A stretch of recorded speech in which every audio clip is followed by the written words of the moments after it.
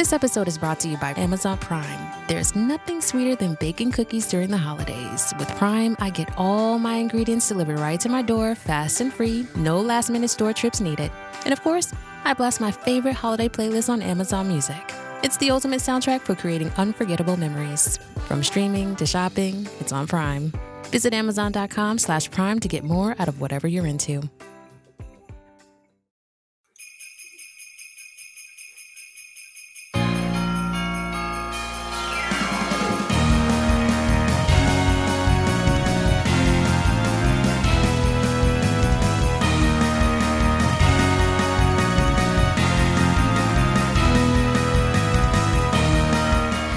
Welcome to the Supreme Resort, Land v World, a podcast about Disneyland and Walt Disney World, and which is the Supreme Resort.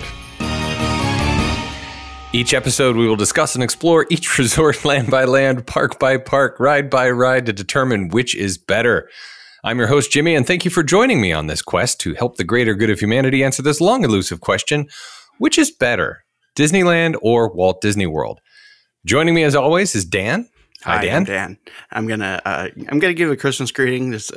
I hope like your kids are near, and I hope your kids are around like 6th grade to maybe 9th grade, because I have a very special Christmas greeting for them. Merry Christmas. I hope your stockings are hung in your goon cave so Santa's God can skibbity your toilet.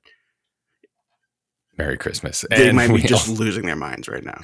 And also, I haven't used these earphones before. They're vibrating my ears and it tickles me. So I need to do something about that. We have Erik also. Hi, Erik. How are your ears? My ears are great. I understood several of the words that Dan just said. I'm recovering from a migraine from this morning. So and last week. Last week was bad. Yeah, but hey, we're recording the thing. This is the 5th podcast I've done in the last week. Yay! That's commitment to you, listener. You, the listener. Erik is doing it for you. Yeah. While I change out my earphones. Wait. What? I just want to say, okay. If you think it's not you, it's you. I'm really talking to you. I'm really doing this for you. If you think it's not you, it's you.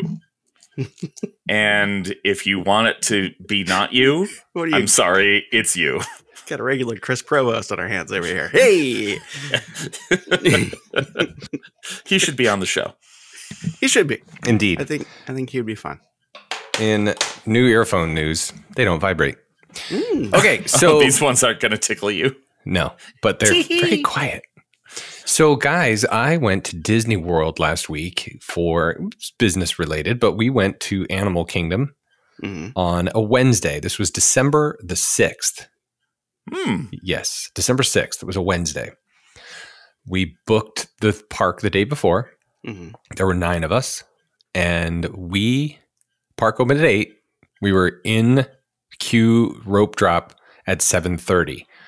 Now, for those of you who've been to Animal Kingdom, there are 2 ways to access the Discovery Island. There's one to the left, that's for resort guests, and one to the right for non-resort guests. We were the very first people at 7:30 a.m. to be in the rope drop, and they didn't let us in until 8. That's right. 8 o'clock. We left at 12:30. So for those of you who are not big math whizzes, that's 4.5 hours. In that 4.5 hours. You either did a whole lot or not much at all. Stay tuned. In 4 hours, we did Flight of Passage, Kilimanjaro Safaris. We did Kali River Rapids, Everest, Dinosaur. It's Tough to Be a Bug, Navi River Journey, and we had lunch in 4.5 hours. I was going to say you should have added on some lunch, but you did the lunch. And we did lunch. So at the Flame Tree Barbecue, not the Satuli Canteen, which is my new go-to, but Flame Tree. So it was a good day to be at Disney World. It was wonderful. It was cold AF. I think the high that day was 54. Holy cow, really? It was cold, yeah. We got there on Monday, it was 82. Tuesday, it was 72. Wednesday, it was like 58, 54, I think, something like that. It was cold. Wow, I saw you wearing long sleeves and thought, come on. Yeah, come on. Chilly.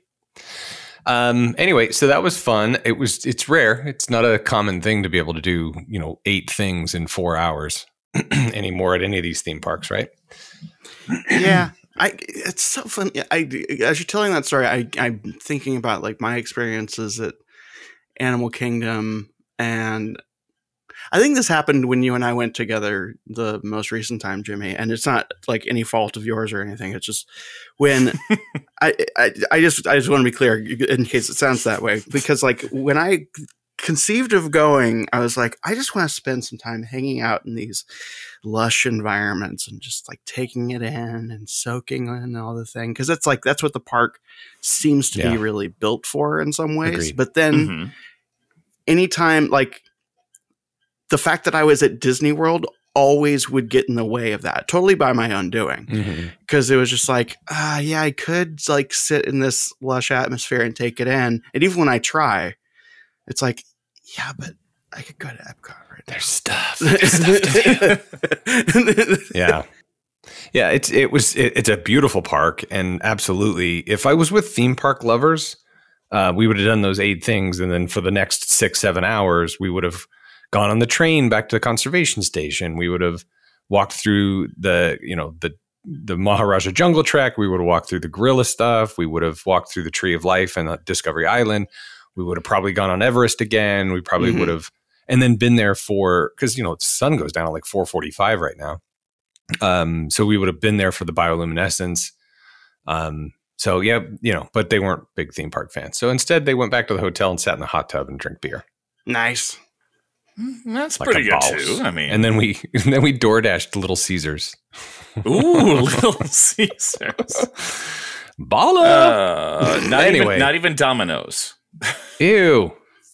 Sorry. Wait, you like Little Caesars better than Domino's? I actually do. Little Caesars is my go-to, and I think it's just a childhood thing, but my new favorite pizza of all time is from a little chain called Nancy's Pizzeria. I think there are 65 locations in the greater Chicagoland area, and they're moving their way. It is the single best deep dish pizza I've ever had. Oh, no. Nancy's is the best. Okay, so you know what I'm talking about. It is you the knew best. what Nancy's was because, that's the best deep dish. There's a Nancy's like 10 minutes from my house in Atlanta. And what? Oh, my God. For a while, it was once a week, but it's like, so it's so good. The quality is so good. I would get a small deep dish, which nobody else will eat in my family. They don't like it. I get a small deep dish, a medium thin crust, and it's legit thin crust, right? Oh, yeah. Yeah, for sure. And I mean, the deep dish is 2.5 inches deep, but it is legit. But I would order a block of cheese. It is so good. Small deep dish, medium thin crust, and a salad. It was $80. Wow. It's insane. So anyway, we don't do that a lot anymore. I have a question. Caesars. Sorry, speaking of Little Caesars, were you aware that the founder quietly paid Rosa Parks rent for years?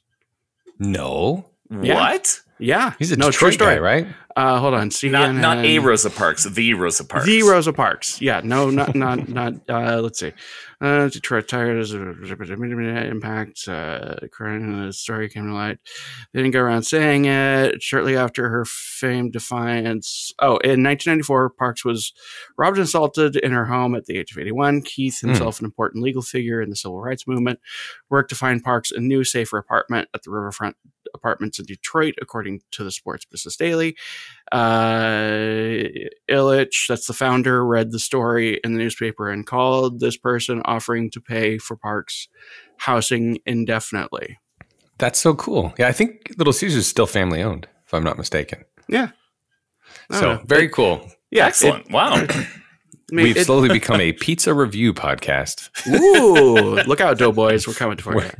We're not probably going to skip over Jimmy John's, but anyhow, what is PWNing? What is PWNing? Poning. What does that mean? It's Eric, you might know the actual rich history of this. I usually just take the slang and use it. I believe it is making fun of the sort of person who would, first of all, talk about owning somebody, but also be so excited about it, they would type it in as PWN. Why? Because It's like it's making fun of like weird nerdy gamers, I think. It's gamer slang. It's owning somebody. It's hey, I totally took you out, and now I'm going to have my character squat over your character, your character's corpse, and there we go. So, and defecate, presumably? No. It's just implied. It's a balls thing. Oh, gotcha. It's not okay, so, well, if our messenger thread is to be believed, there's going to be a lot of poning in this episode. Epic ponage. Epic ponage. In future in future Supreme Resort episode news, the Haunted Mansion is closing for refurbishment. Currently featuring the Haunted Mansion holiday overlay, guests' last chance to experience the ride will be January 21st, 2024, according to the Disneyland Resort official hours and events calendar. On January 22nd, it will go down for refurbishment. No opening date has been given, though rumors indicate the regular version of the attraction will not return until after the 2024 holiday season and the annual Haunted Mansion holiday overlay, meaning early 2025. Dan, go. Just close it. Just make it Haunted Mansion holiday all the time. I do not give a shit anymore. I'm so tired of this. Just close it. I don't want to even. The ride is it's absolutely dead to me. I like just let the obnoxious Tim Burton fanboys win. I do not care. Eric's right there. It's like Tim's my best friend. It's not even that good of a movie. It's like people just figured out that they liked it because it's like, oh, I'm dark and interesting, and this movie's dark and interesting, and Tim Burton's dark and he's not interesting, by the way. His movies are, except for Big Fish, they're terrible. That none of the characters learn anything, none of them change in any of his movies, and his like dark and interesting stuff is just lazy like expressionism, and it's not even done. I will admit that Sally has no purpose. That's true. There's no in Nightmare. Tom Corliss over here as well. But seriously, like I'm so tired of also people like they're promoting the Haunted Mansion, and that's great, and they have all this Haunted Mansion merchandise crap, and that's great, but then like it's not even the Haunted Mansion like more than half of the year, and at this point, like who like stop. This year in particular, it was more than half of the year was either construction or holiday. Well, I'm excited the year about that the movie came out. Yeah, well, the movie didn't do well, as evidenced by the fact that neither of you have seen it. I saw it. Oh, you did? Did we watch the movie? Remember? Oh, we saw it together. Yeah, we both saw it. That's right. We all I don't saw know who it. I'm talking. We saw it together and recorded a podcast about it. But did you really see it? Or Haunted Mansion? Haunted Mansion. Haunted Mansion. Yes. Do you think that movie's better? Do you think that movie is better received and a blockbuster? Does this overlay go away? No, because people won't shut up about how much they love this fucking overlay. Oh my god! Oh no! It's beginning to look I'm not a lot. bleeping that.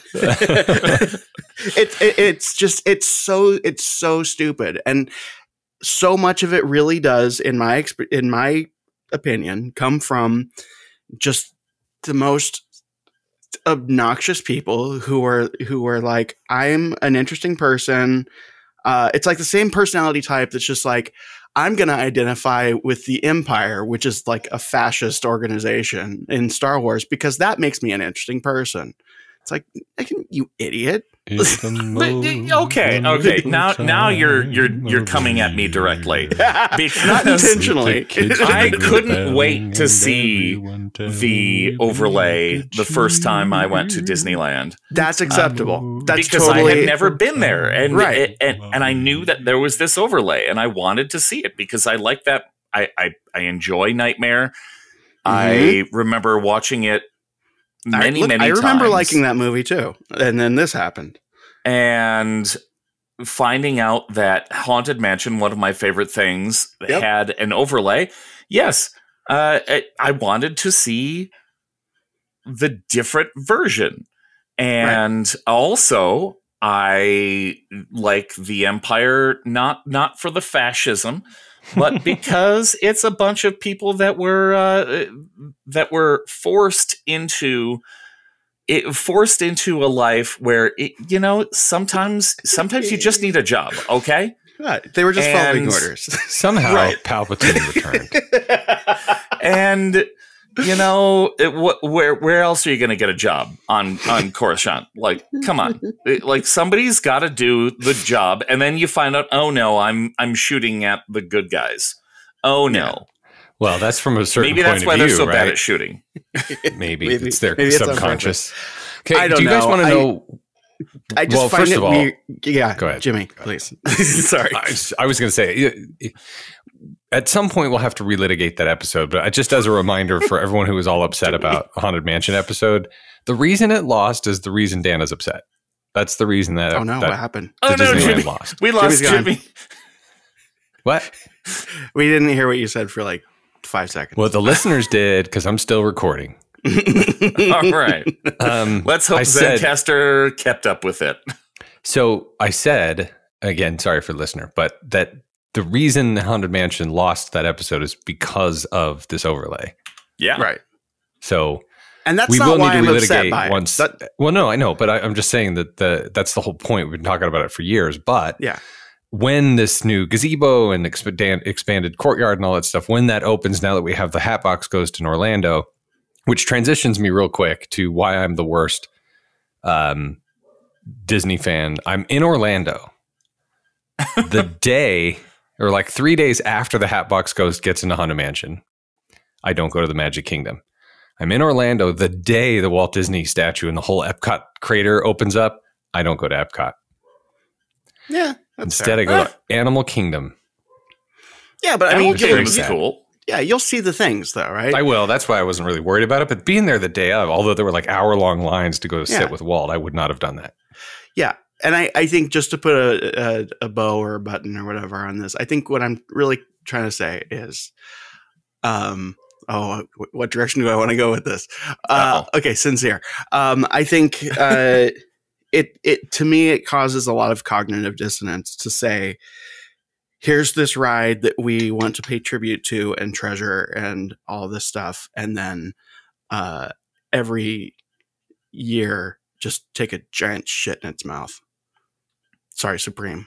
I mean, all right. The Haunted Mansion holiday is better than the original Haunted Mansion. Okay, let's move on. All right. Just get rid of the just make it permanent. I barely get to see it anyway. Just make it always the holiday. And how was the tree? Oh, it's great. I can't wait. I'll be there next week. That's right. And we're going to Knott's. Ooh, we might go to Knott's. We're going to be in Southern California the week between Christmas and New Year's, and we're talking about, because Disneyland is ridiculous. $1,000 for 4 people to go for a day. $99. Even Knott's will tell you, do you want to come to Knott's twice this year? You should buy an annual pass. Yeah. So we're thinking about going to Knott's for New Year's. Recommended when I was buying a ticket, maybe you should buy an annual pass. Come tomorrow. Paid for the whole thing. Well, if you haven't noticed, it's our special Christmas episode where we filled with holiday cheer. From the language that it wasn't obvious. This is the episode of The Case of the Christmas on Main Street. So Dan and Erik have done extensive research on Christmas around Main Street. Specifically, there's obviously Christmas all throughout the resorts. We're going to focus on Main Street because that's one thing they both share. This discussion will include vehicles. It'll include decorations. It'll include shows, celebrities, parades, Christmas specials, you name it. We have lists of celebrities, C and D list alike, and Regis Philbin. So we're going to get started. Obviously, A right there. That's right. Presumably, yes. Disneyland's first with Christmas on Main Street. Mm-hmm. Yes. Yeah. Christmas it happened earlier than Walt Disney World. Well, it's a different time zone, so. That's right. That's a good point. Technically, these days, Disneyland came first, or Disney World. Anyway, the point is, Dan is going to give us an opening statement about Christmas on Main Street, USA. Before I do, I have a fun fact follow-up from our friend David from a previous episode. Oh, the FFF. I forgot to mention this, that the churro cart across the street from Mr. Lincoln at Disneyland is referred to as Walt's cart because I guess he used to have ice cream, and when he would go there or go to Disneyland with his kids and his nieces and nephews, and that's where he would always stop and get the ice cream. And apparently it's still... I guess they just kind of like make necessary repairs and they kind of let it be old. Apparently, they now serves churros. Anyway, that's cute. Do they still refer to it as Walt's cart? I forget the exact story, but David was telling me about how they have an inventory name for each cart everywhere in the parks. So, like, for example, the popcorn cart in Fantasyland would be like Popcorn Fantasy 2 or something like that, right? You know, and I believe this one is referred to as Walt's cart or something like that.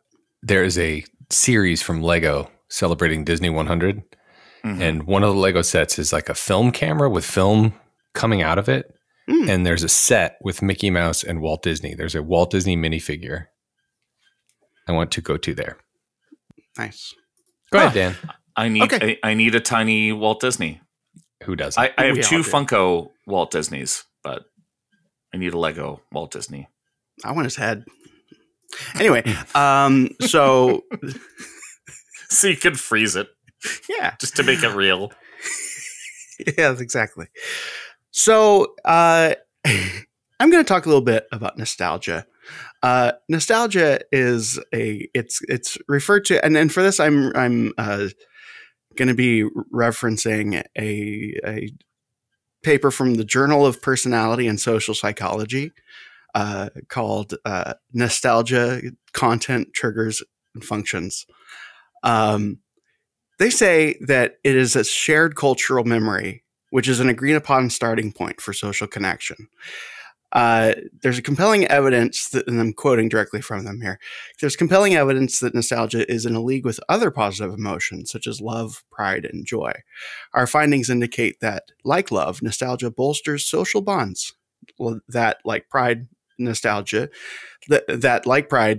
increases positive self-regard, and that, like joy, nostalgia generates positive effect.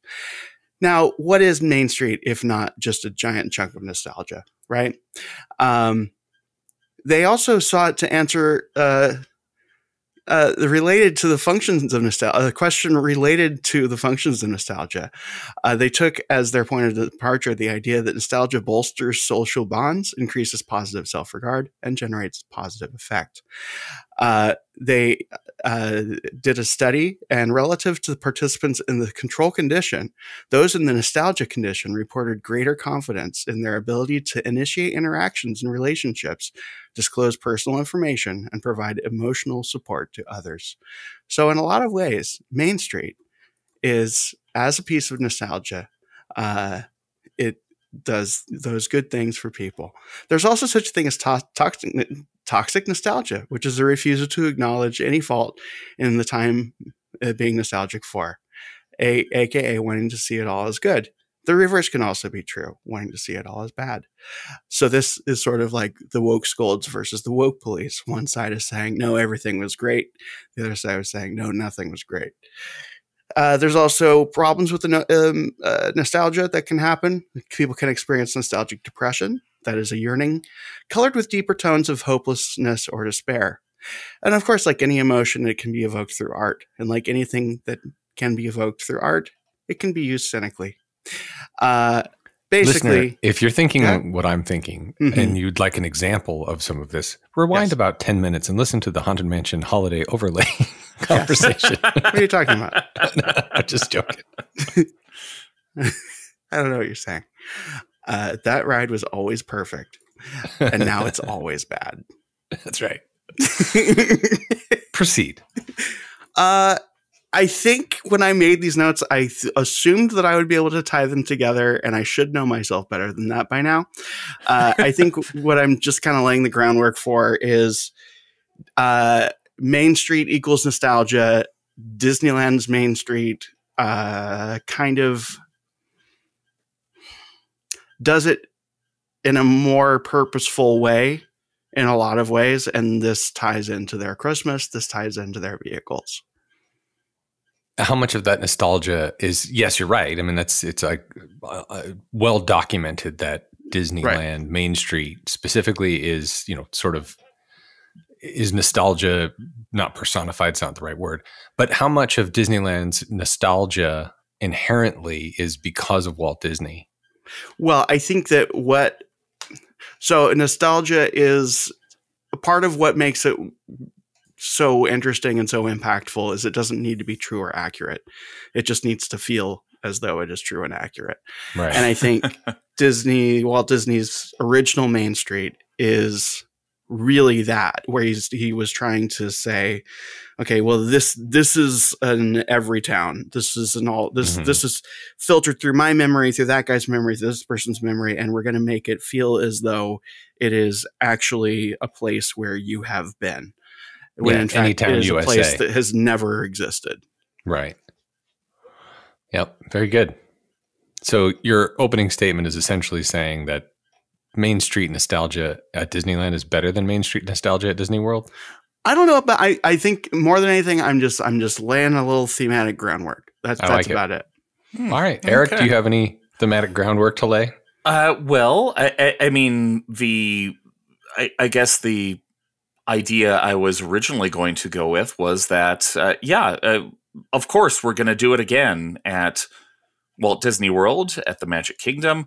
Of course, we're going to do Christmas things because they are so well received at Disneyland, and there's so much nostalgia.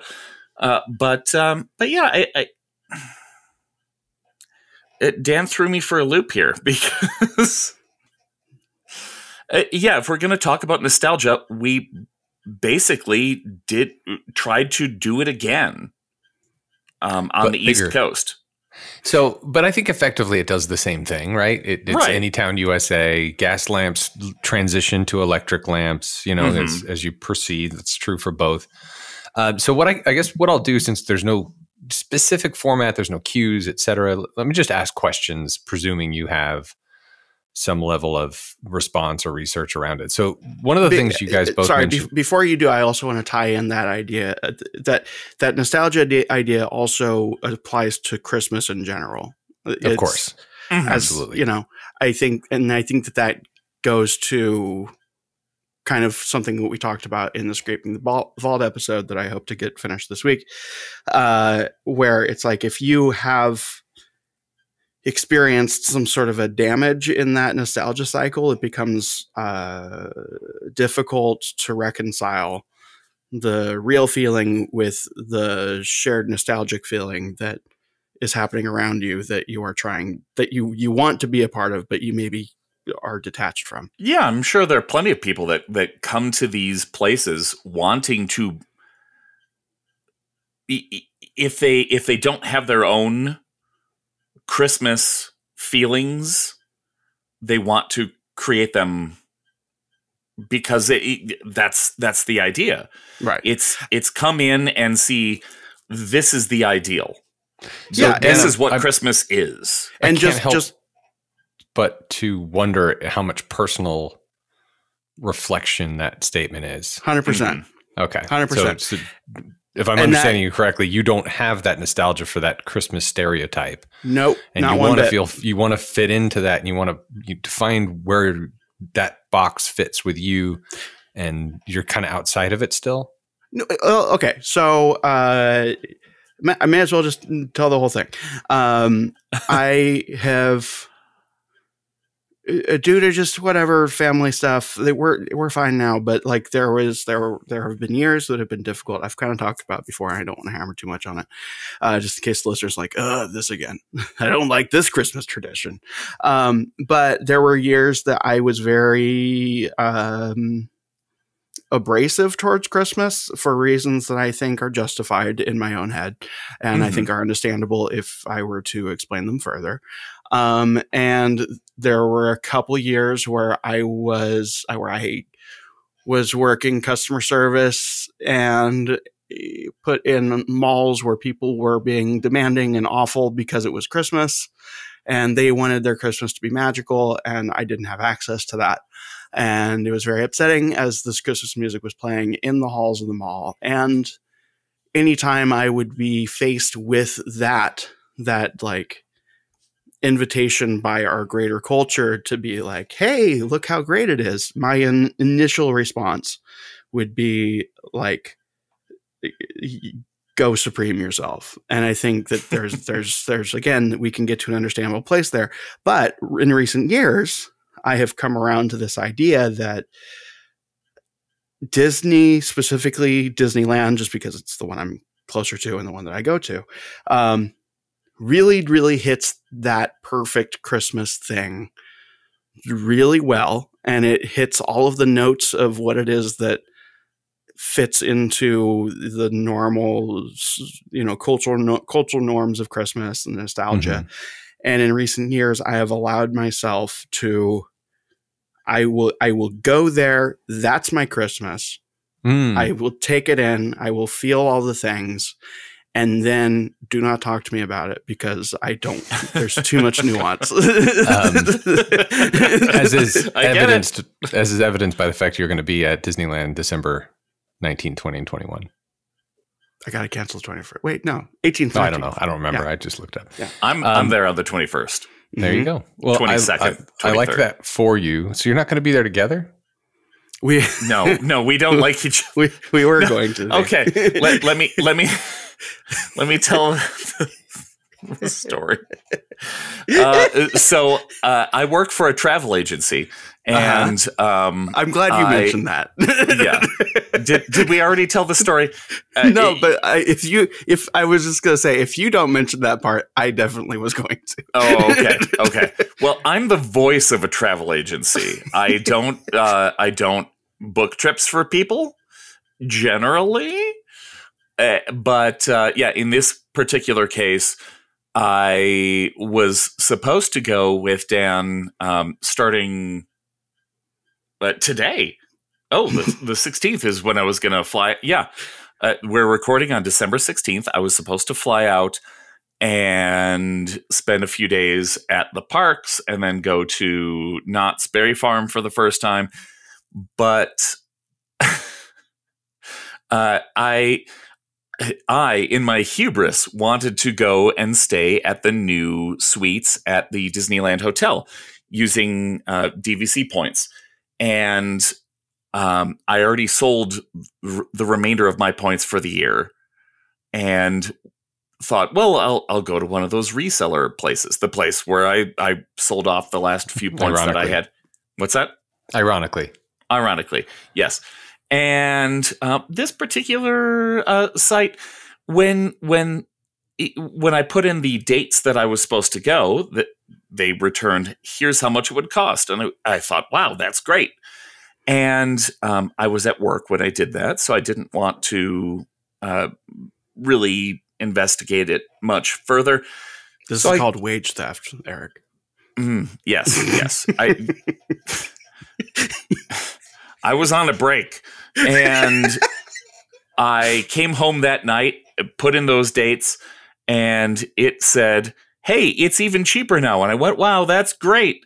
And apparently this particular site, when the dates you want are not available, it'll say, but how about these dates? Oh, and I was not paying close attention. Oh, no. And so I booked myself for the 3 days before Christmas Eve. And they're cheaper? They were cheaper. Interesting. I was shocked. Yeah. But yeah, it was cheaper to go these dates. And actually the flights were cheaper too. I'm flying home on Christmas Eve. The whole trip is cheaper than it would have been if I had gone this current weekend. So, well, and I think you're on a lot of podcasts, and I know our listeners listen to you probably on Ears Up, and I know that people really like you. You're a likable person, and you've got a good audience. So I really don't want to do this to you. Oh no! But I think it's important that the listener knows the real Erik. Your attention, please. This episode is brought to you by AWS. Amazon Q Business is the new generative AI assistant from AWS. Many tasks can make business slow, like wading through mud. Help! Luckily, there's a faster, easier, less messy choice. Amazon Q can securely understand your business data to help you streamline tasks, like summarizing quarterly results or doing complex analyses in no time. Q got this. Learn what Amazon Q Business can do for you at aws.com/learn more.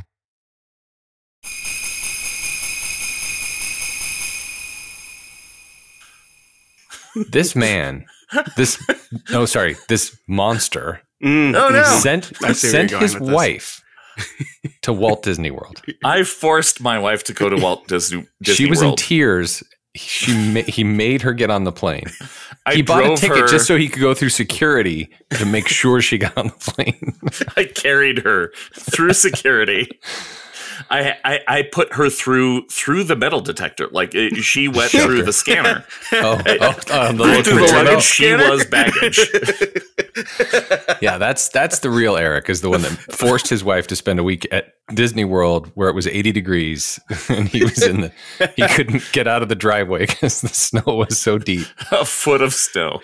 Yeah. Anyway, just want to let you guys know who he really is. But we need to get. I'm sorry, America and Belgium. We have a lot of Belgian listeners. That's right. We need to get on with the show. So, Dan, let's talk about Main Street vehicles. You guys mentioned. I didn't understand it. We talked about Christmas on Main Street, and you kept saying "and Main Street vehicles." I don't understand the correlation. Please explain. I think when we talked about the show, what we ended up talking about was Main Street. We said that let's do Main Street vehicles.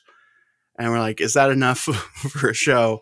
And then one of us was like, let's do Christmas on Main Street too. Because that's kind of the related. That's how that happened. So we're going to start with the Main Street vehicles at both unrelated to Christmas. Yes. I'm not prepared to talk about vehicles. Oh boy. Oh. I thought we left that in the dust.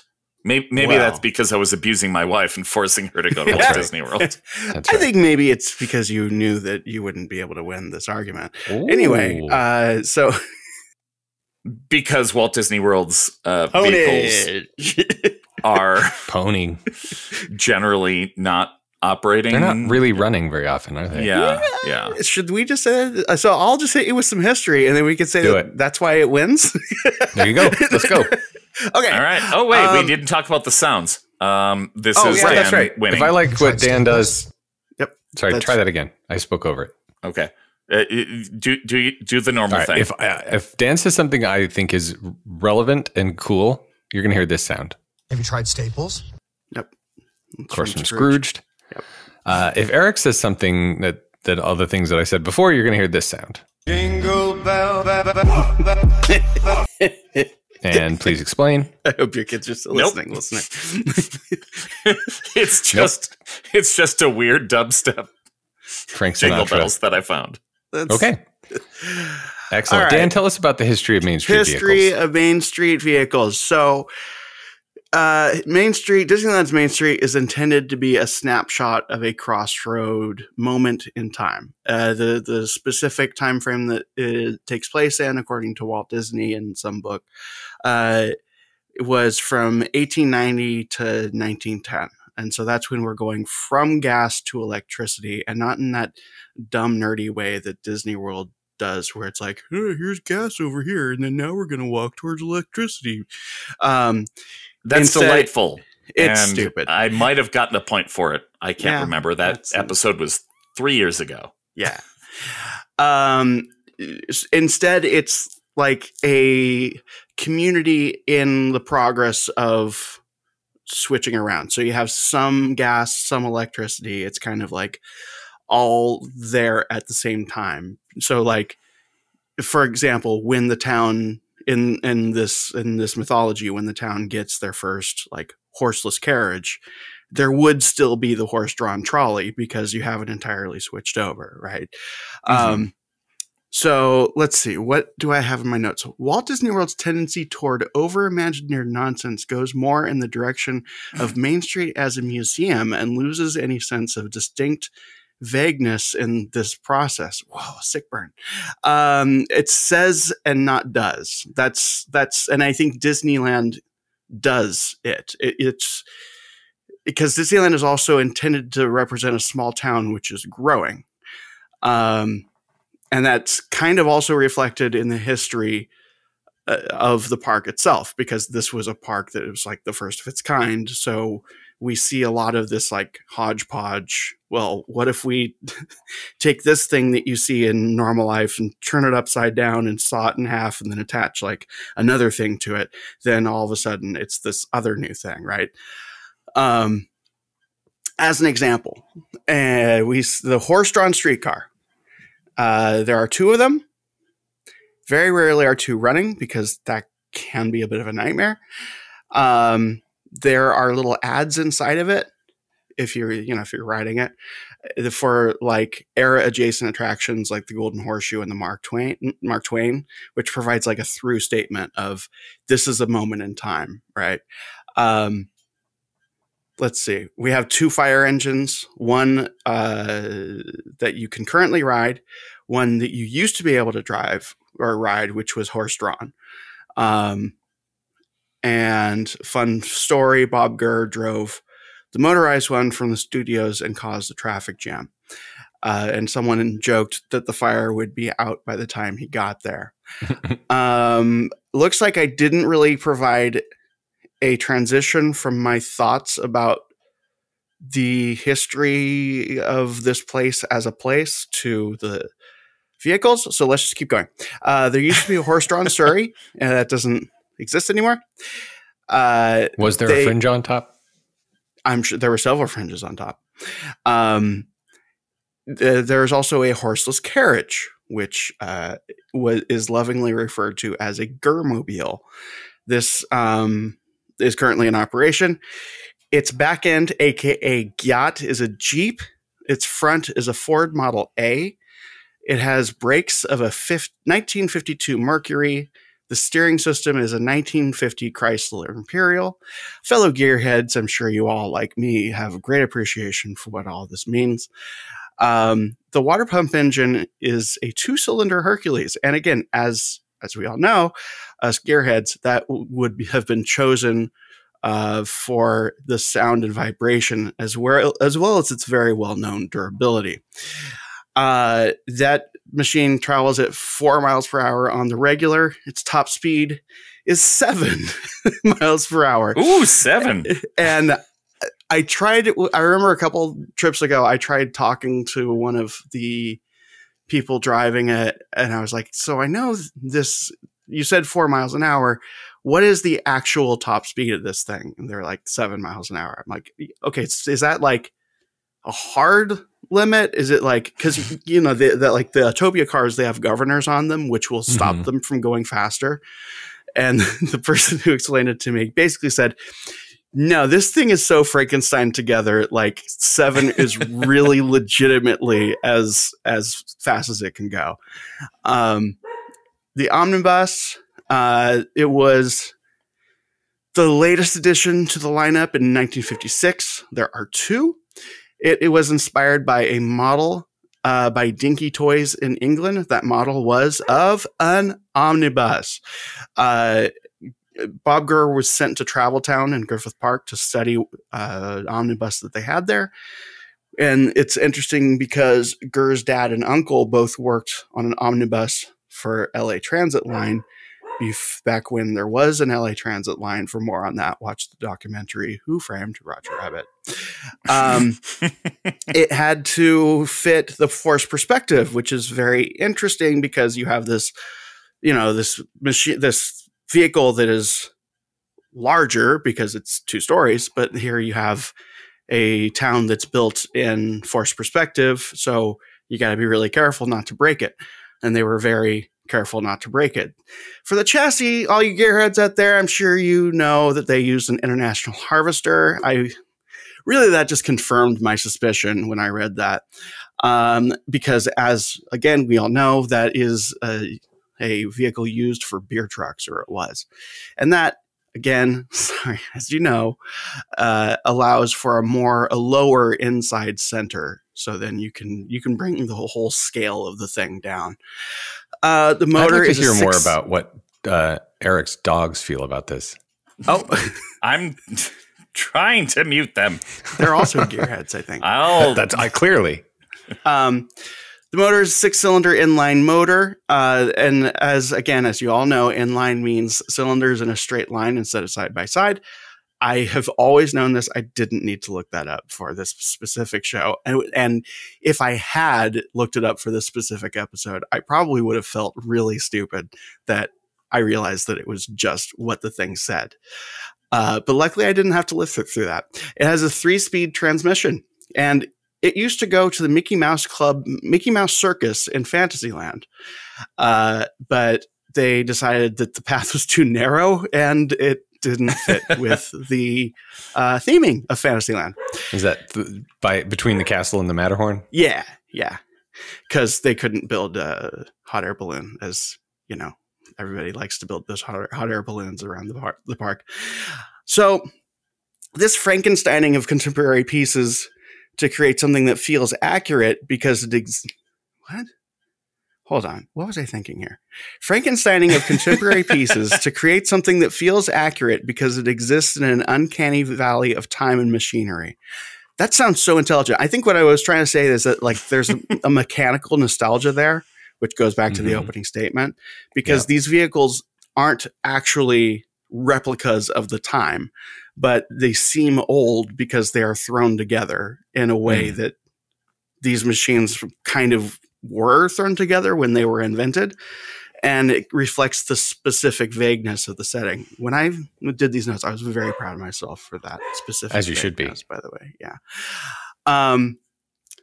So this idea of Disneyland as a snapshot in the moment and having this shared memory, non-memory, going back to the opening statement, gives us all as visitors to the park, kind of without even knowing it, a sense of community, because there's this shared experience.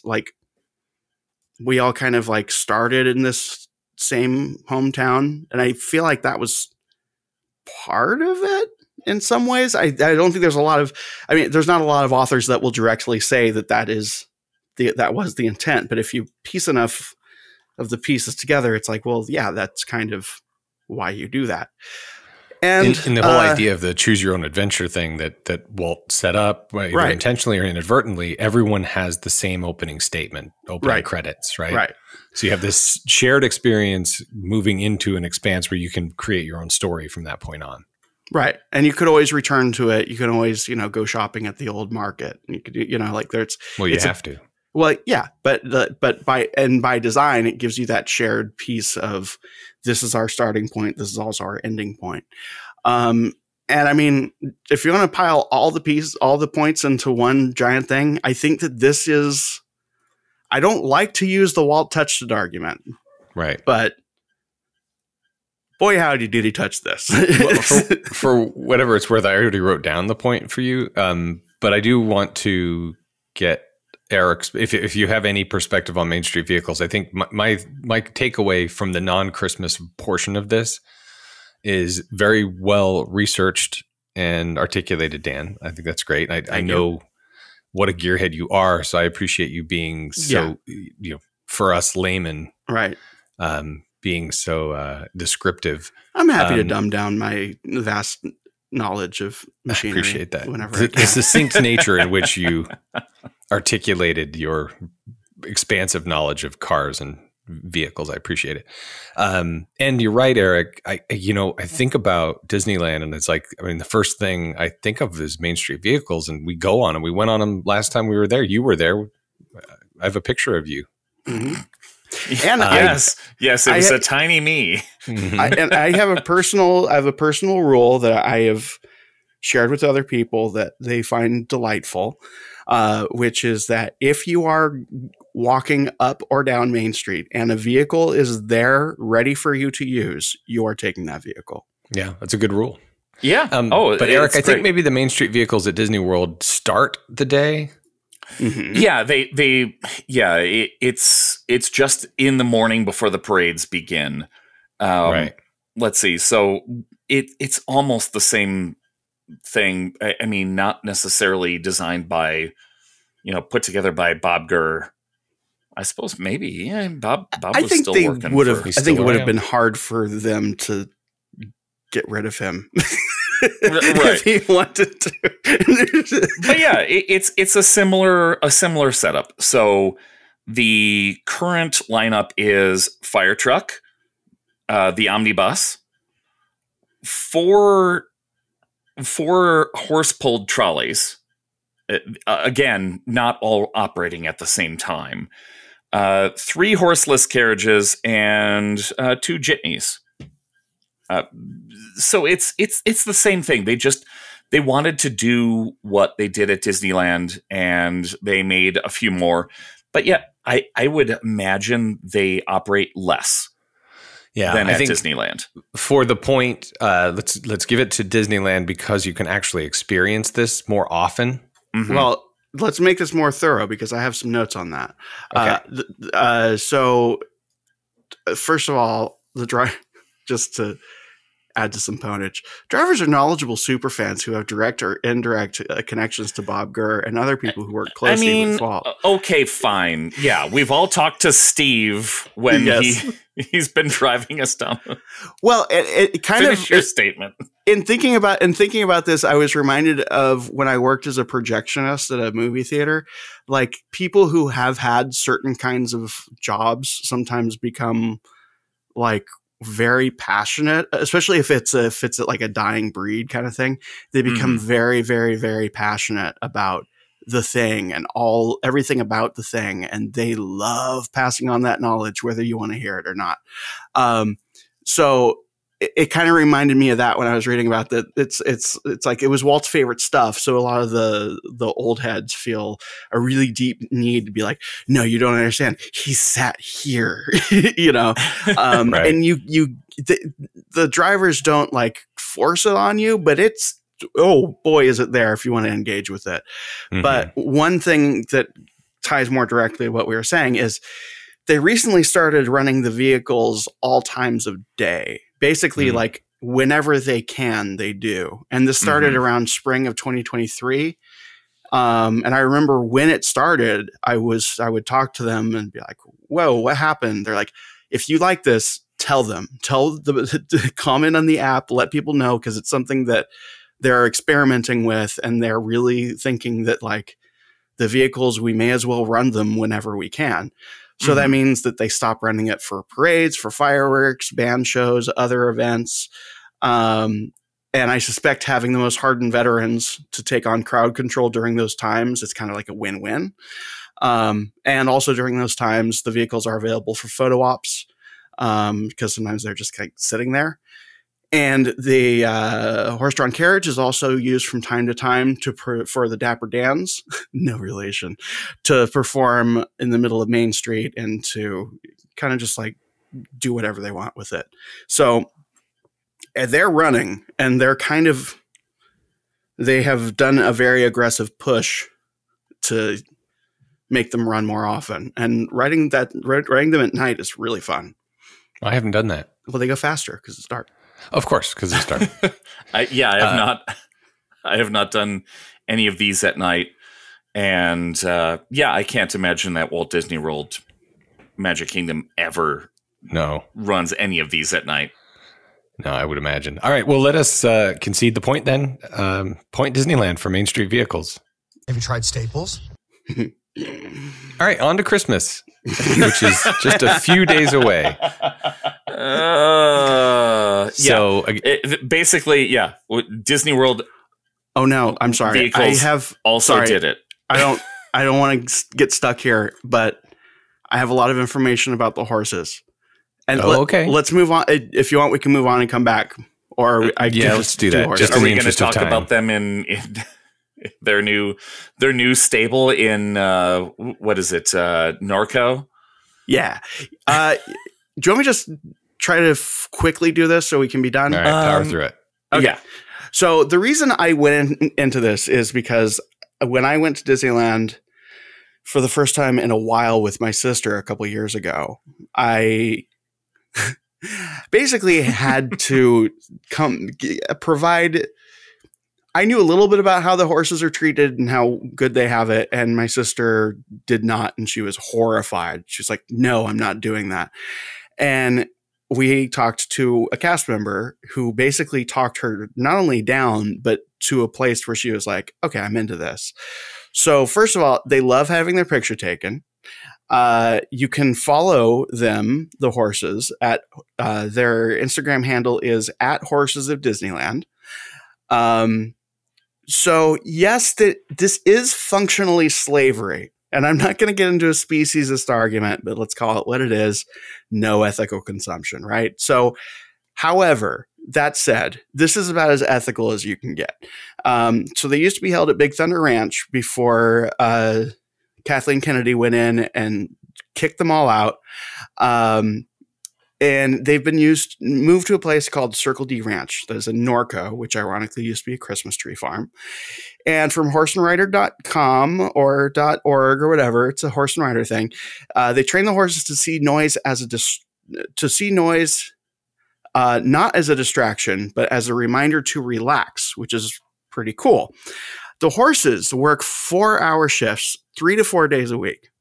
These are each draft horses, and they each weigh around 2,000 pounds. So, what is a draft horse? Draft horse, it's like Clydesdales, which pull draft beer. That's why they're called that. Oh, gotcha. Yeah. I also know a lot about horses. So a draft horse can pull 15 times their own weight, and they have no more than 30 guests on these vehicles at a time, which means they can pull 30,000 pounds. So unless the passengers are also horses, it is basically effortless for them. And I've talked to the customers about this. I was like, okay, so how effortless are we talking here? Like, is it like kind of hard? And the way they explained it was like, it's basically like if you were pulling a wagon filled with like a kid. It's just like, that's it. That's all it is for them. Each horse has a private stable with private outdoor section. They're cleaned 3 times a day. Some horses supreme everywhere. There's an advanced fly control system. 2 or 3 hours a day are spent playing and socializing with other horses. They have regular checkups. They have feeding devices which mimic eating in the field. And by the way, the horses love to work. They're never forced, never coaxed, except for, the obvious, that's kind of, they can't drive away, right? And when the horses retire, they are adopted by caretakers who have a bond with them. Done. I'm Christmas. enjoying the Instagram Horses of Disneyland. This is really fun. Yeah. Also, by the way, if you haven't already, Cats of Disneyland is also delight. Wonderful. All right. So Christmas. Yes. Just for the just for the sake of it, at Walt Disney World, horses are also very well taken care of, and a very similar sort of situation.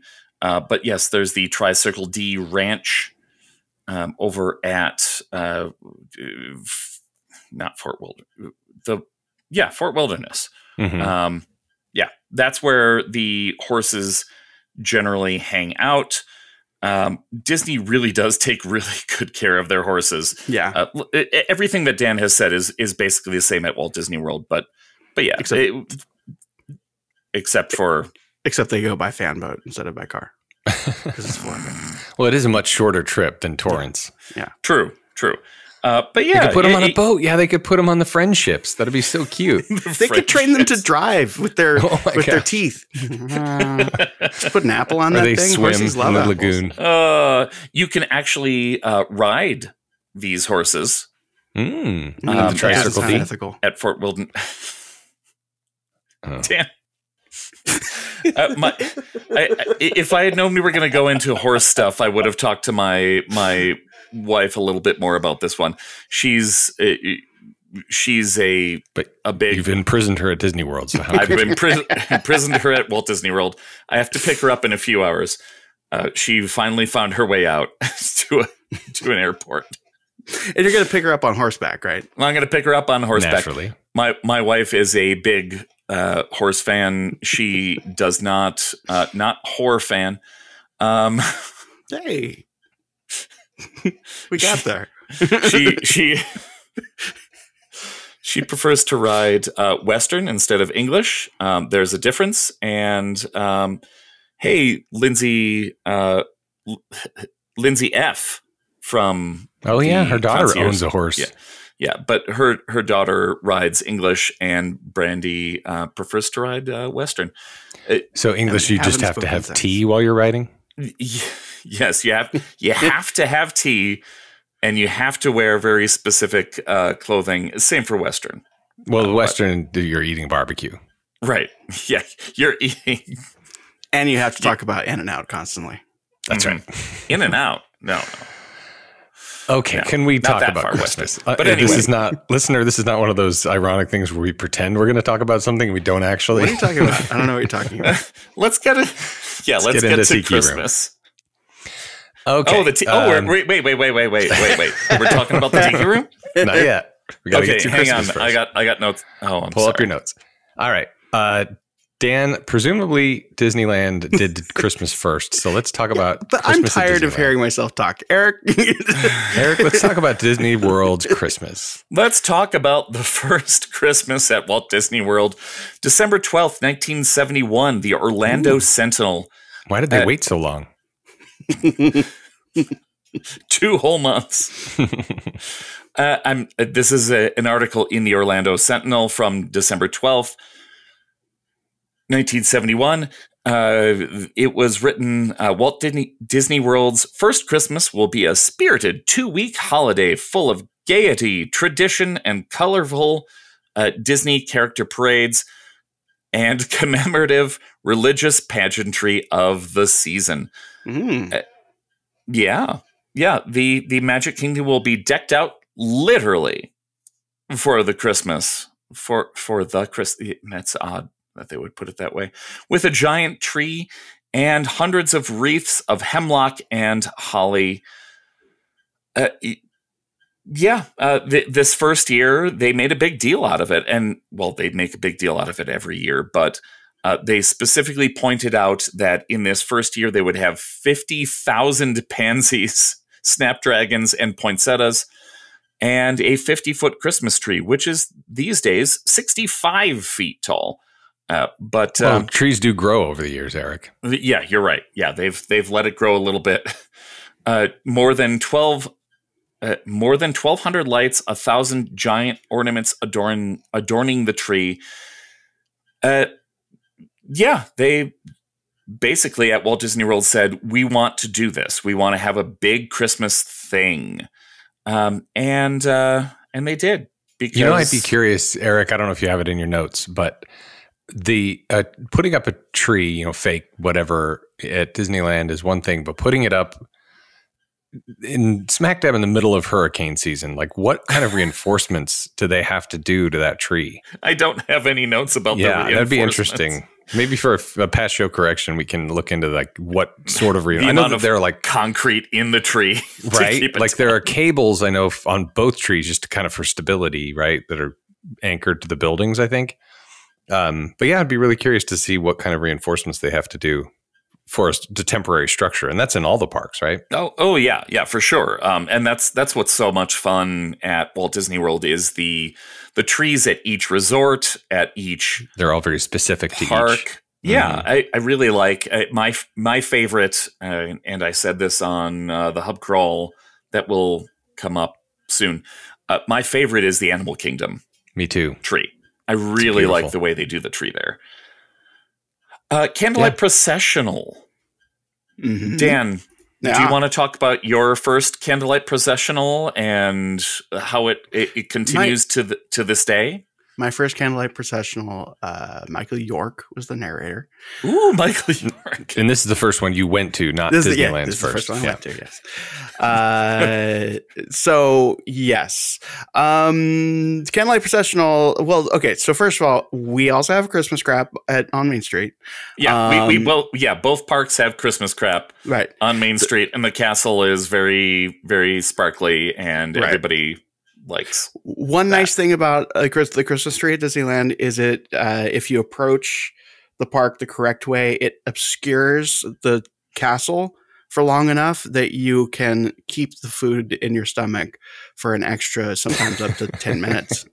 Before you vomit. Before you vomit at the vomit site with delight. Okay. So there are lights. One thing I noticed, one major difference. Should we get into differences yet, or am I doing Candlelight Processional? I think so. Erik kind of mentioned the first Christmas. It was 2 weeks long. What was Disneyland's first Christmas? The first Christmas was really like a day, more. Right?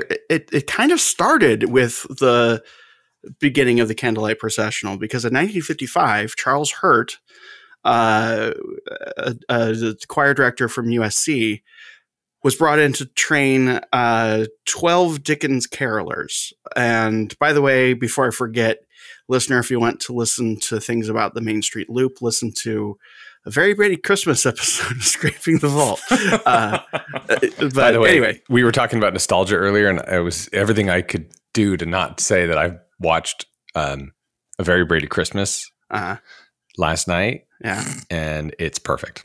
5 stars. It's obviously.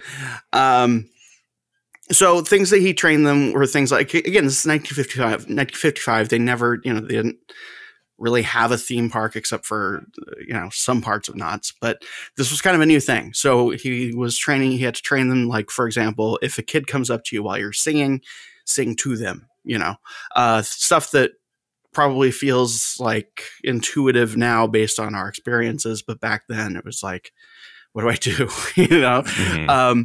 They had a holiday festival at the Main Street Bandstand, which was located kind of where the Fantasyland, the fair area is, where Carnation Gardens used to be. That area. Where they used to swing dance in the 90s. Right, yeah, where they used to have swingers. And if you want to see actually the original structure, it is now at Rogers Gardens in Del Mar.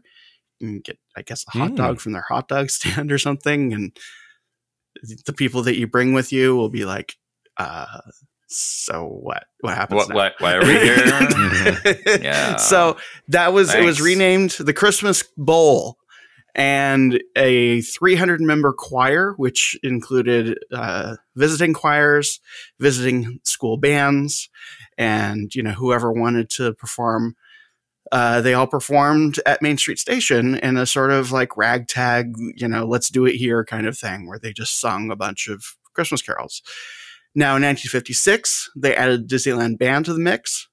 And again, it was just sort of this like a thing that happens. It's just like, hey, why don't we do this? And everyone's like, yeah, do it. That's fun. 1957, it starts to get a little bit more solidified. They had the Christmas Around the World parade, where people were dressed in, and I'm doing air quotes here, traditional garb. And I'm sure all of the pictures they all stand up to scrutiny now. And for this one, they went from the Sleeping Beauty Castle to Town Square. But there were kind of too many people to organize. It got really, really big, and there were too many performers to organize in a way that could be kind of seen or conducted reasonably. So it ended up just being a bunch of people singing around the flagpole, which from what I can tell sounded like delightful and fun, but not how Disney does things, right? 1958, Hurt proposed a more formal arrangement with candles and 16 choirs. For this, they actually went opposite. They started in the town square and went to the castle with the Dickens carolers on the castle balcony. 1960 is where we really get some good stuff. They moved it all to the train station. They did the processional from the castle area to train station, or whatever they do now. I don't really know the layout of what they do. Yes, I have seen. They added a narrator with Bible stuff, and Bible stuff. I mean, that's what we call it. yeah, it's the story of Christmas. I don't know. I don't have it. It's been too long. I don't know how overtly Jesus-y they get, but they get pretty Jesus-y. I'm not saying that in a bad sense. I know for some people it's in this weird place where it's like for some people it is not overtly religious enough, and then for others it's like this is very overtly religious, but not in an uncomfortable way. It's just sort of like I guess they're actually doing Christmas right now, and that's cool.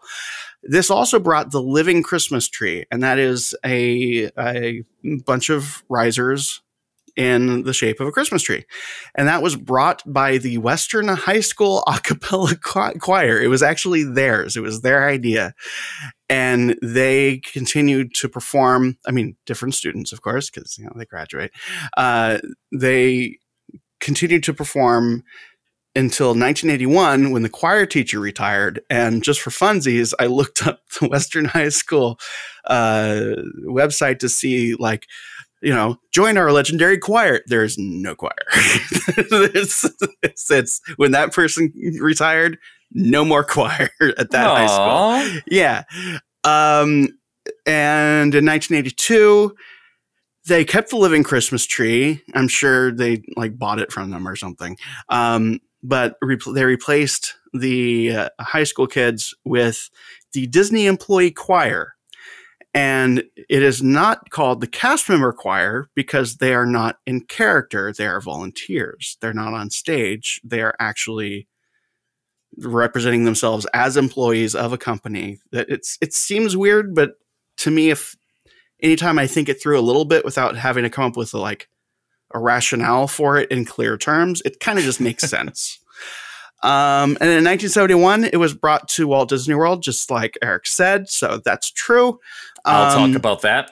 And throughout the 70s, Disneyland band director Jim Christensen worked to bring consistency to both coasts. So he would tune it so that it was kind of the same thing both places, and it was overall a more polished experience. Very little has changed over the years. They've switched out a few songs. If you're trying to play the game of are they making it more or less Jesus-y, it's kind of an even mix. Occasionally they'll swap for one direction and then also at the same time make another swap in the other direction. So whoever is doing it is very aware that there are godless heathens like me, and then there are also the other people who again, I'm not trying to say one is right or the other. I'm just trying to point out that a balance is seemingly willfully achieved, but the balance is also still understandably, and I think correctly, more on the side of this is the story of Jesus. What do you want? This is so very clearly a Christmas thing. Yeah. And it's interesting that Disneyland, they only perform it 4 times. Yeah. And 2 of the times are for VIPs and Club 33 members. You can't just go. Yeah, I've been. Have either of you been at Disneyland when they're doing the Candlelight Processional? I will do you one better. I was in the Candlelight Processional. Well, that was when Michael Graves was the narrator. Peter Graves, sorry. Yeah. Peter Graves was the narrator. We did walk down the main street. We were the living Christmas tree. And it's largely stayed the same. I read that Cary Grant did it in 1958. Yeah. They had to they basically had to kick him out a couple times because he was just I want to keep doing this. But it's interesting that I didn't realize that it's kind of an exclusive thing. I was going to say Candlelight Processional at Disneyland is still a thing and is sort of one of those original Walt deals, but it's an exclusive thing. Whereas at Disney World, anybody can see it dozens of times. Oh yeah, yeah. And but at Disneyland, it's on Main Street. So that's right, which is what we're talking about. Only for the purposes of this show. That's fair. That's fair. I'm at an advantage, but I understand it's kind of a snaky advantage. The feeling that I kind of got from it was that it's more about it being a tradition and more about it being almost for the performers than for anything. And it just so happens that it takes place in a theme park where people can also, where guests can be like, oh, I'm here the day they did this. That's interesting. And I think that is, I don't know that that's, I think it's by design, but I think it kind of has to be, because of just they can't do this every day because that means they have to shut down their logistics. Their park entrance every day. It's an interesting thing being there in the park on the day that they're going to do it. Kind of like being there the day they're doing the Christmas parade, or what do they call that? The Christmas at Disney thing they record in like October. Yeah, with Julianne Hough. And it's not that you can't see it. It's just it's got to be kind of your project for the day if you want to see it. You can kind of Dave from Fresh Baked said that he found this method of like they have these routes that they keep you walking around, just like anytime the crowd control is keeping you from congesting a parade route, they kind of direct you around the perimeter of Main Street. Yeah. He said one method to see it while not like really seeing it, but you kind of take it in, is just keep going around. Just do the loop. Just do the loop. That's interesting.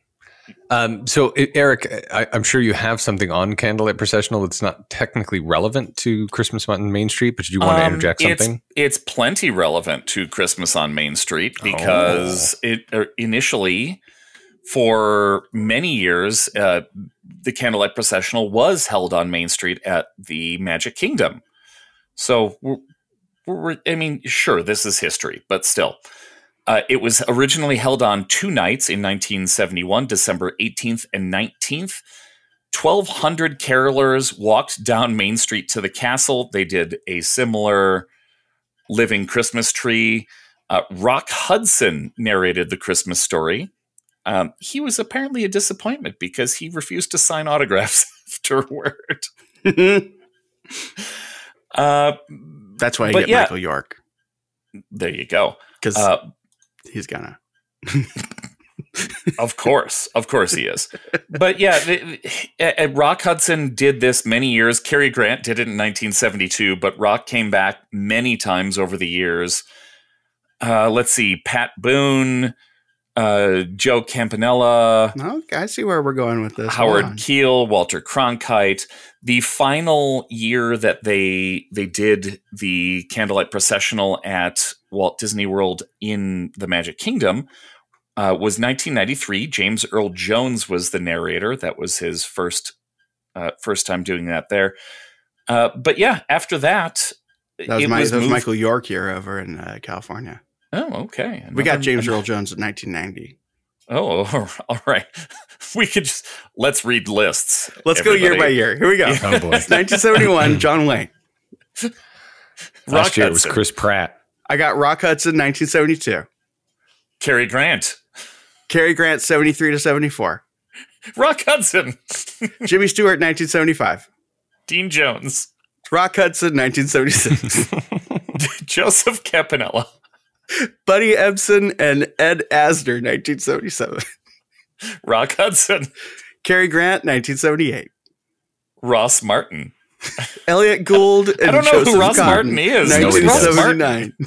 Nobody knows. 1979, Perry Como. Yeah. Ooh, we got, here we go. 1980, we got Mr. Touched by an Angel himself, Michael Landon. Nice. Back to Rock Hudson. Ooh, I'm very fascinated by these team up efforts. Right. In let's see, 1981, Ed Asner and Jason Robards.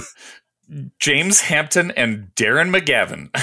All right, here's another blockbuster. 1982, Pat and Shirley Boone. What? Pat and Shirley Boone. Oh yeah. Same. Oh God, are you serious? Yeah. Oh yeah, the same year. It's Pat and his wife. Wow. 1983, Darren McGavin. Joseph Campanella. We got Joseph Campanella, 1984. Rock Hudson. Good Lord. 1985, Kevin Dobson. Howard Keel. 1986, Craig T. Nelson and Yeah. Wow. Elliot Gould. Howard Keel again. Oh, God. We got Howard Keel, 1987. He finally made it over here. Well, he was replaced by Dean Jones. In 1988, we got the return of Joseph Campanella. Walter Cronkite. Who is Joseph Campanella? That's a big one. I don't know who Joe Campanella is. 1989, John Forsythe. 89, McLean Stevenson. Who is that? From MASH. Okay. Let's see. 1990, James Earl Jones. Joseph Campanella. Oh, Jesus. 1981, Robert Urich. George Kennedy. I got to look up Joseph Campanella. Joseph Campanella died in 2018. He appeared in more than 200 television and film roles from early 1950s to 2009. Best remembered for his roles as the narrator on Main Streets. Oh, I'm just joking. Joe Torino on Guiding Light. Guiding Light. Oh, okay. Yeah, Days that of guy. Our Lives. He's a soap opera guy. Yeah. Oh, those must have Bold been and the so Beautiful. good. Let's see. I got George Kennedy, 1992.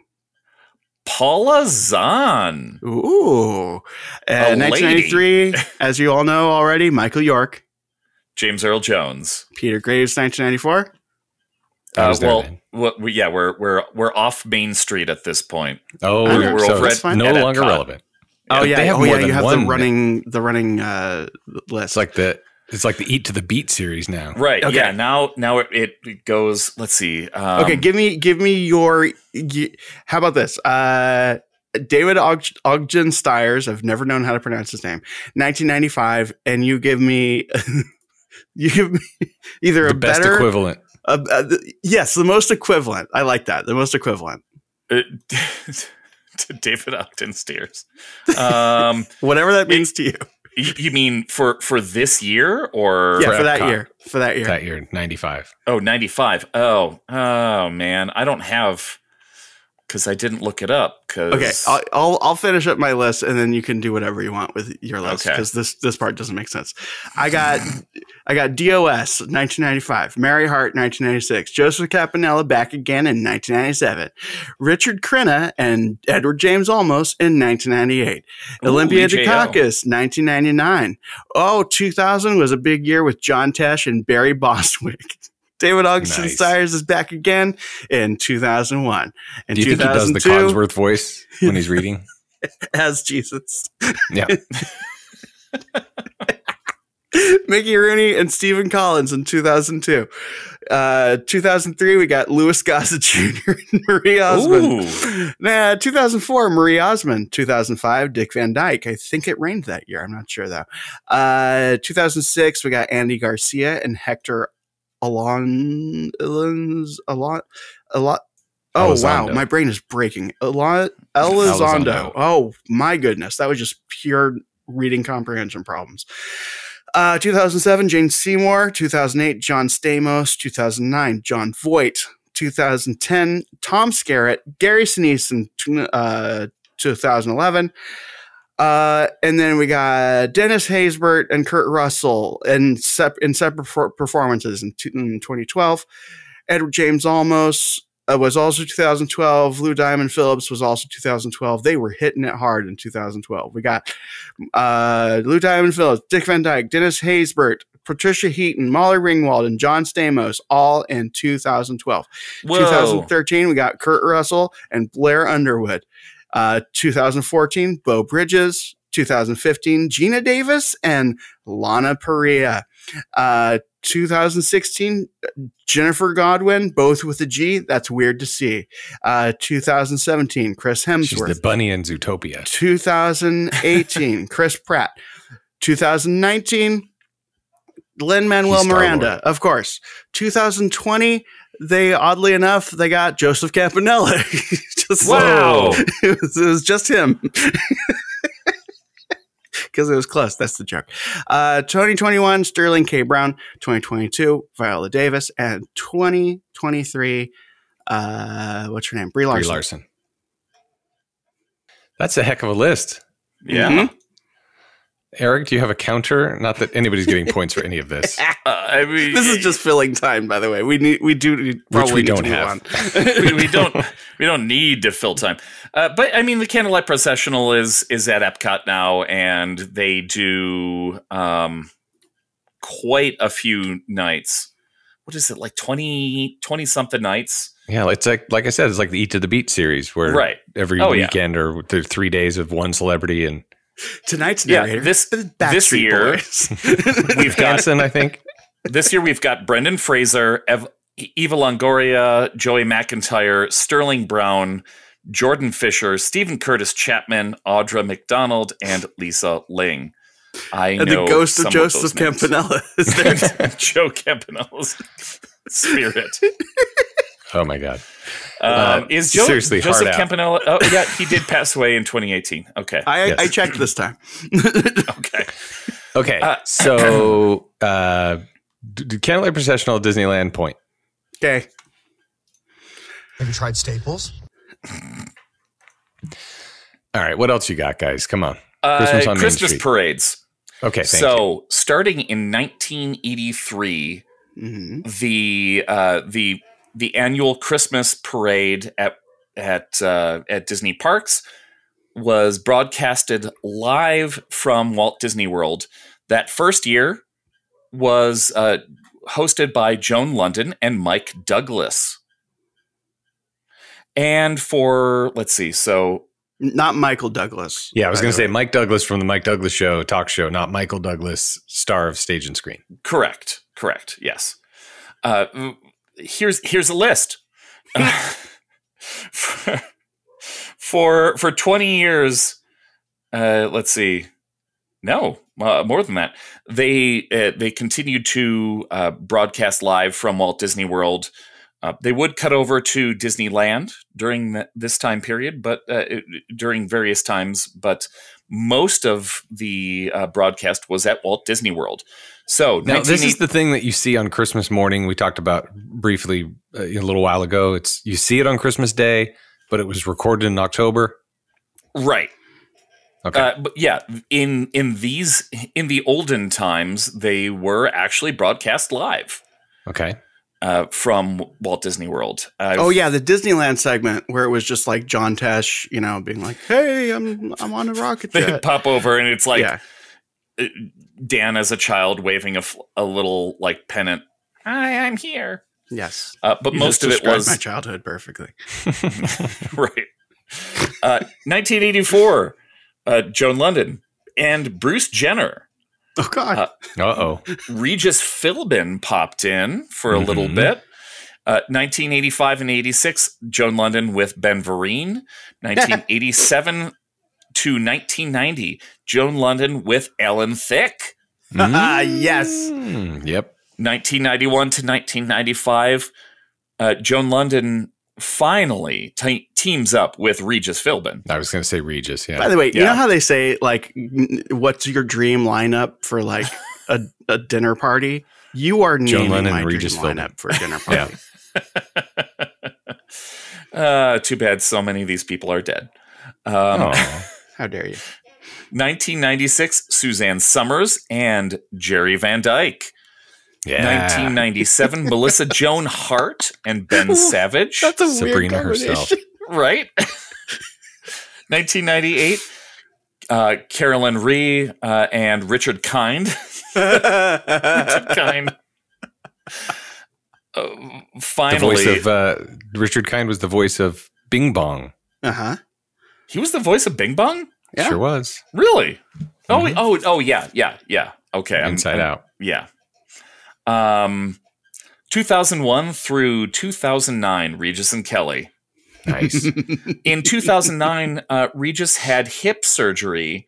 So they had a surgeon on. They performed a surgery live on camera. So Kelly Ripa and Nick Cannon. It's Ripa. Erik. Ripa. Kelly Ripa. Nick Cannon helped out. Did she get pregnant? I don't know. He has a lot of kids. That's all I'm saying. On camera. Ryan Seacrest was in California that year helping out. 2010, Ryan Seacrest and Nick Cannon.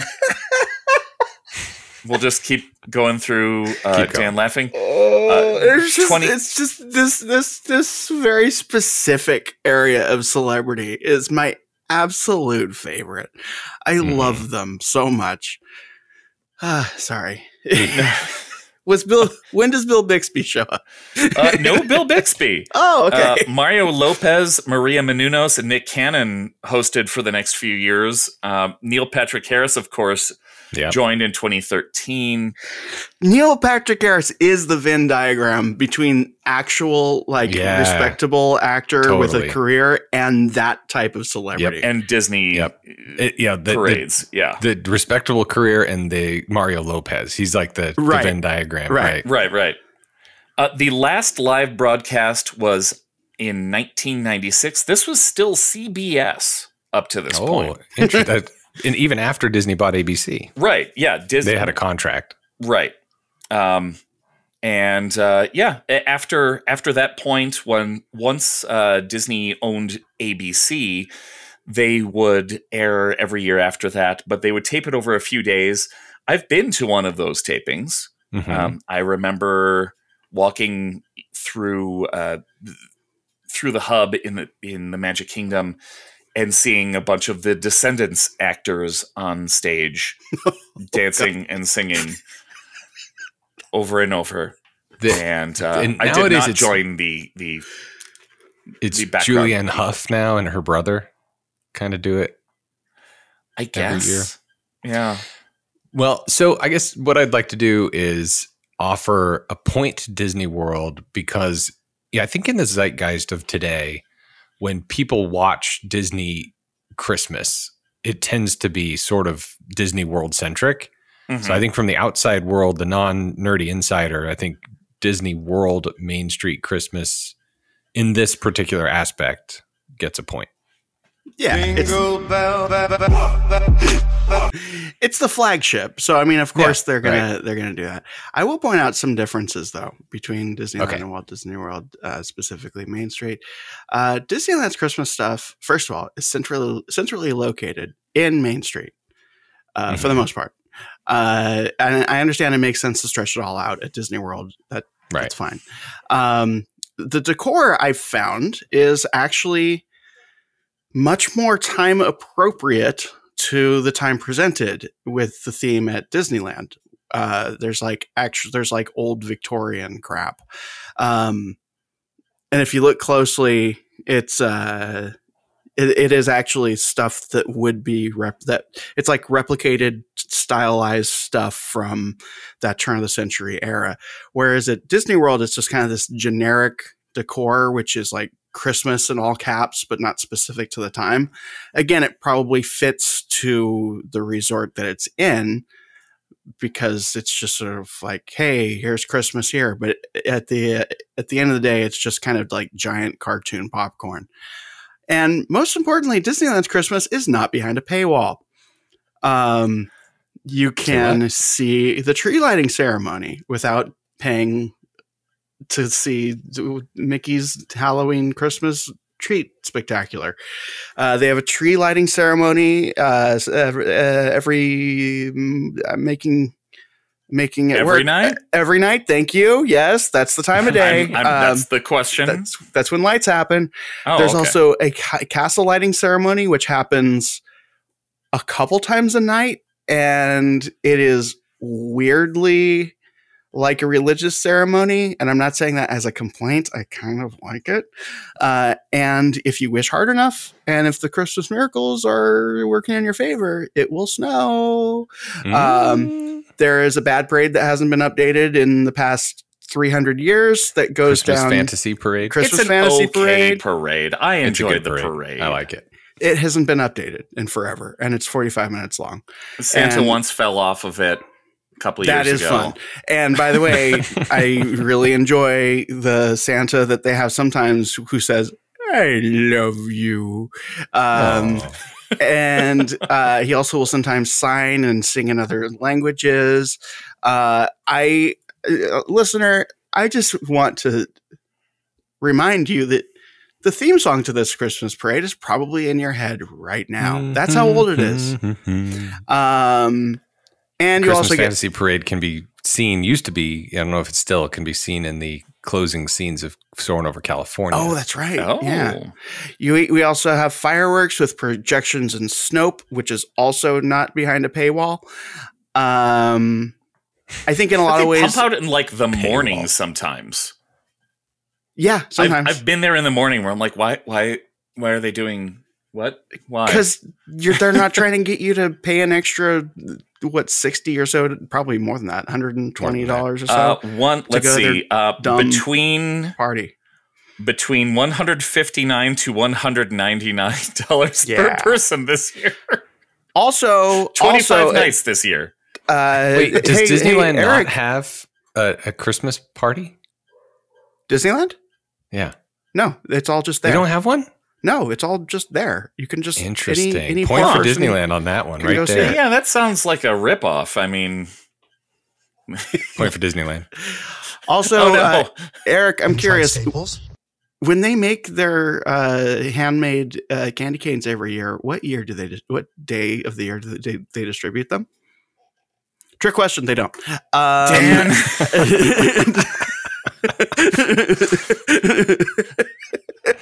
Damn it! Wow.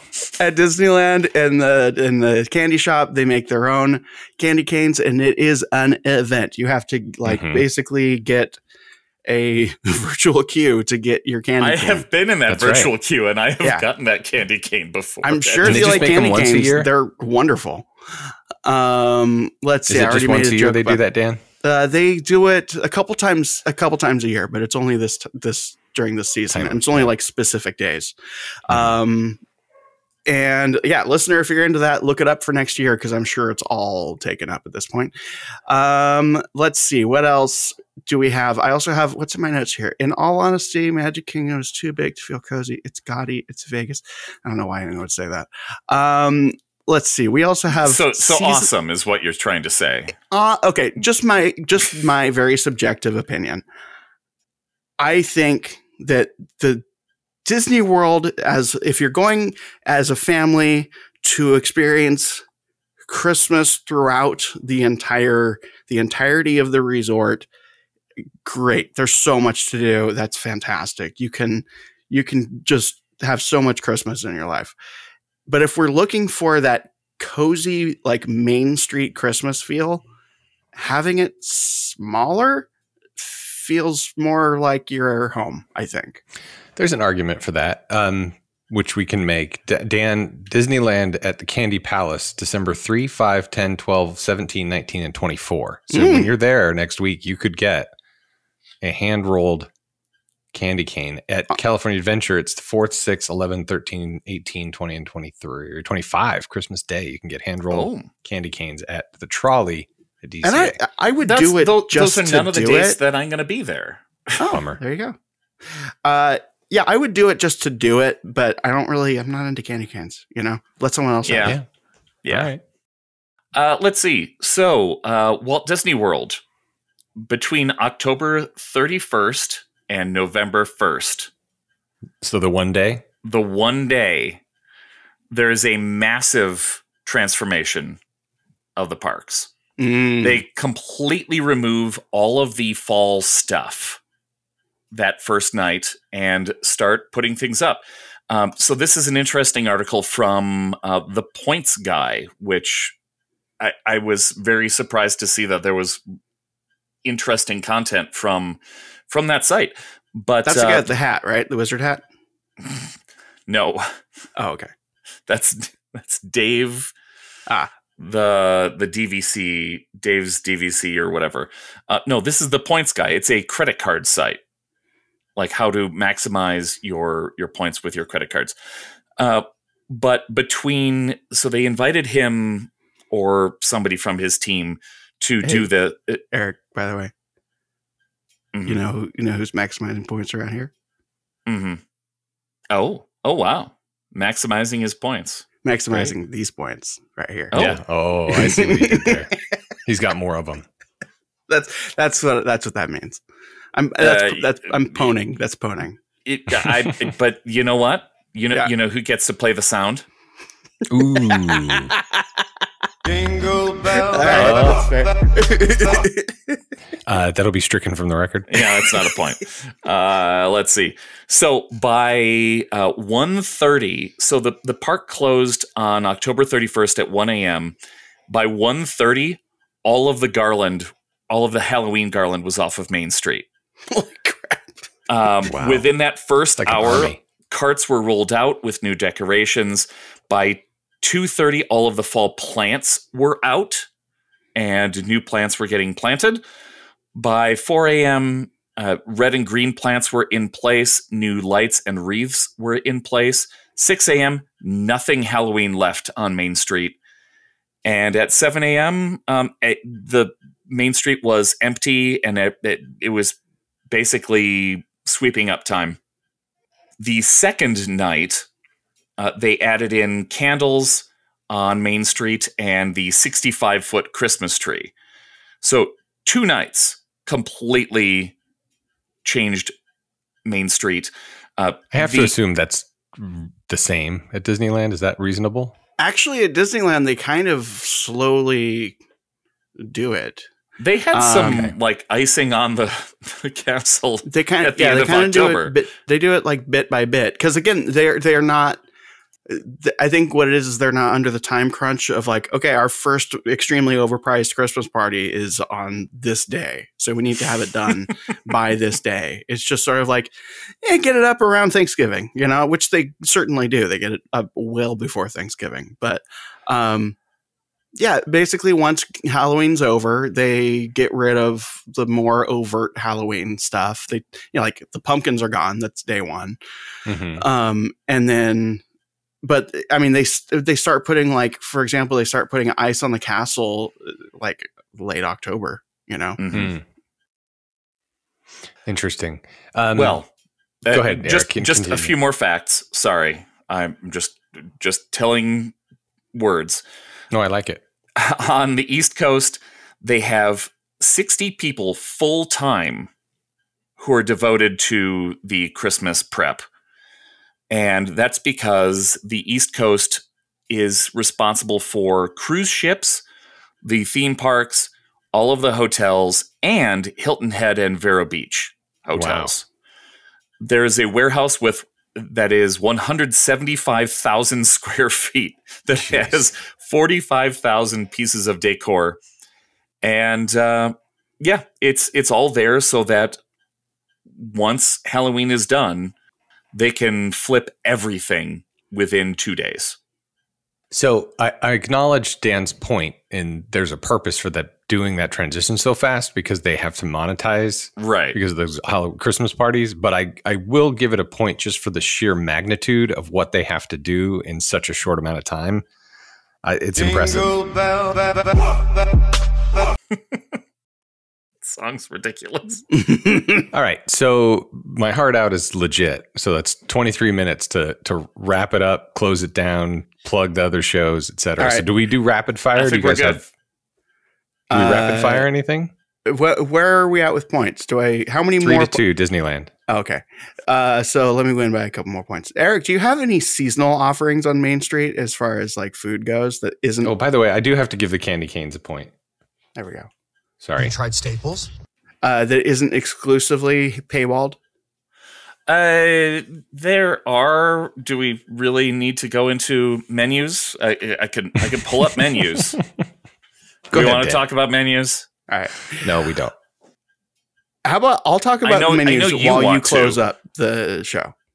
Let me talk about Joseph Campanella for a little while. Well, I wasn't trying to rush you guys through the content. No, let me rephrase. I wanted to get more like you've done the work, you spent the time. Yeah. Let's share it with the people. Okay. What else Market do you want to House share? Seasonal offerings. We got jalapeno cream cheese, avocado toast, Mickey. We have several other shows cookie, on the network. Ears up. Mickey gingerbread. We also have a peppermint sundae, Chippendale holiday straw cup. That might actually be from another place. I don't know. So are you trying to say that all of the offerings at Disneyland are not exclusive? they're available to everyone. Whereas at Disney World, anyone they are exclusive. Yes, anyone who has enough money to pay for the price of admission, but not enough money to pay for the Christmas party that they don't have, is welcome to enjoy these. We also have, and I actually forgot to put the names of the places on these. So it's somewhere on Main Street. You can also get a peppermint sundae. I would imagine probably at the ice cream shop. Makes sense. And then we got more seasonal offerings. We got a holiday stainless steel tumbler. This is probably the coffee house, I think. We got you mean the Starbucks? Cube. Starbucks, yeah. Chili Verde Firefly chips. This is one of those Starbucks circa 1890 to 1910. Is that right? Yes. Yeah. That was founded in 1971. The first Starbucks that Walt Disney delivered newspapers to back when he was a kid. In Marceline. Yes. We got a Donald Duck Christmas tree sipper. Oh, no. Donald Truck. Hey, kids. We got at the Plaza Inn, we got carrot cake. Really good carrot cake, by the way. Chocolate mint shortcake. We got a holiday cake. Let's see. Devil's food. Oh, wait, why do we have the devil in the holiday? Anyway. Oh, no. We got him and Mr. chocolate Toad. cake snow globe, Mickey's gingerbread. Again, I should have put where you can get these, but it's somewhere on Main Street. It's more fun if you have to just discover it. It's like an Easter egg hunt. It's like a reversal of holidays. Anyway, so I guess the point is Disneyland wins. But only specifically if it's Main Street Christmas. It's Main Street Christmas. That's all we're talking about. I'm leaving out the Epcot thing. There's a whole festival. Exactly. Yep. There's a whole other part. Is there a festival of the holidays at Epcot or at DCA? Like there is a food and wine festival? Yeah. Yeah, but it's smaller because, it's a smaller park. Yeah. By the way, maybe we need to do that. By the way, hot buttered rum while you watch the the substantially inferior version of World of Color that they have for the holidays. Delightful. So maybe Walt for Disney next World Christmas, has an additional thing that you can pay money for at Hollywood Studios. No. Jollywood. Not talking to Jollywood Nights. Maybe next year we can do the holiday festival, Epcot versus DCA. What, just so Eric can feel better or what? Yeah. So Christmas on Main Street. Do you have a chicken guy? We have a chicken guy. At Disney Springs. I mean, there's a Roscoe's down the street. That's a chicken guy. Okay, so we have Christmas on Main Street. Part of the reason Disneyland wins is because of Main Street vehicles, which have nothing to do with Christmas on Main Street. But that's why I thought we were leaving that part out. In summation, Disneyland, I don't know. I love Christmas in all its forms. I loved Christmas at Disney World. I love Christmas at Disneyland, but it seems like Christmas at Disneyland is a little more nuanced. Maybe not less overt, but more nuanced and more inclusive. Anyone can see it. Anyone can see all the offerings at all times. The nostalgia piece that Dan had mentioned, I think all of it kind of. Just to be clear, when you say inclusive, you don't mean it in like that bad way that one of the woke way. Yeah, not the bad way. Like it's. I mean it in that anyone can do it if you can afford to get into Disneyland. Anyone can enjoy all of the offerings. It's not exclusive, like some things might be at Disney World, nuanced, etc. So Disneyland's Main Street does Christmas better. Have you tried Staples? But can you get a popcorn bucket that is made out of tin? Probably. It's probably, I'm sure, somewhere on here. Let's see. Donald Duck Christmas tree sipper. No, it's not popcorn. So earlier, Eric was mentioning he worked for a travel planner. That travel planner is called Concierge, 856 Hour Ears. If you want to plan a trip to Disneyland to see Christmas done right, or Disney World to see a gaudy, overshadowed monstrosity, I don't know. You can call a Concierge. People want to go there, so. I know it's true. You forced your wife. She didn't want to go because of all the gaudy Christmas. Yes. Anyway, so recently booked for the Steinler family. They're going in March of 2024, where they did not have to make theme park reservations. As of January 9th, no more theme park reservations at Disney World. Looks like Walt Disney World wins. Also, Carrie Fishman, who's a previous client from Concierge, she and her daughter are going to what they have that I didn't know existed, which is a Disney Channel after party. It's a special event, Disney Channel party in March. So she and her daughter are going to that. They're going to book their hotel on their own, and they wanted a one-day park hopper the day after the after party.